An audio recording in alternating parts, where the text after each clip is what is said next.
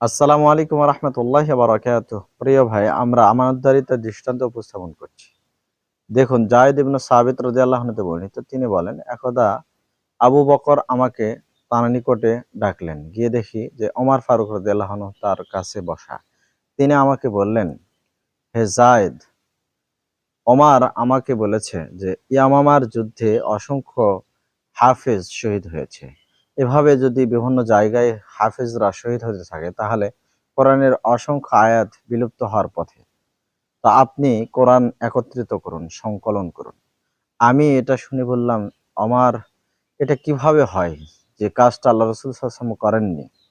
তখন ওমর ফারুক বলেছিল, আল্লাহর শপথ, এটা তো ভালো কাজ, এটা আপনি করুন। এই কথাটা ওমর আমাকে বারবার বলতেছিল। এতে আমার অন্তর খুলে গেল, যেমন অন্তর খুলে গেছে ওমরের। আমি একসময় রাজি হয়ে গেলাম।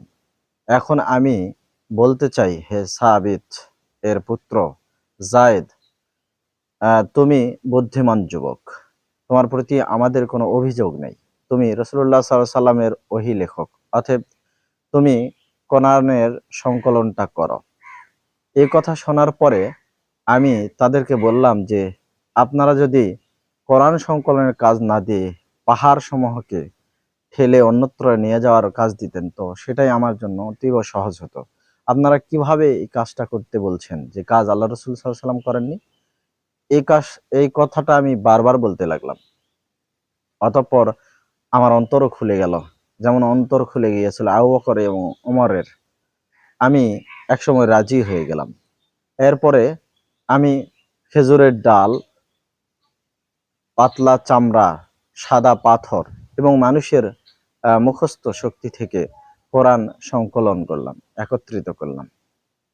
এমনকি সূরা তাওবার শেষের দিকের ওই আয়াতটা, লাকাদ জাআকুম রাসূলুম মিন আনফুসাকুম আজিজুন আলাইকুম মা আনিতুম হারিসুন আলাইকুম বিল মুমিনিনা রাউফুর রহিম। এই আয়াতটা আবু খুজাইমাহ আনসারী রাদিয়াল্লাহু আনহুর মুখস্থ ছিল। এটা শুধু তার কাছেই পেলাম। এটা আমি সেই সূরাতে জুড়িয়ে দিলাম।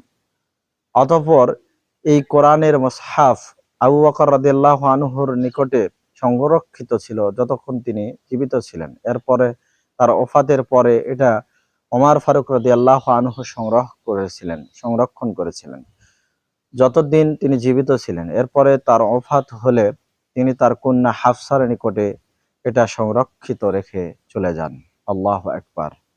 আসসালামু আলাইকুম ওয়া রাহমাতুল্লাহি ওয়া বারাকাতুহু।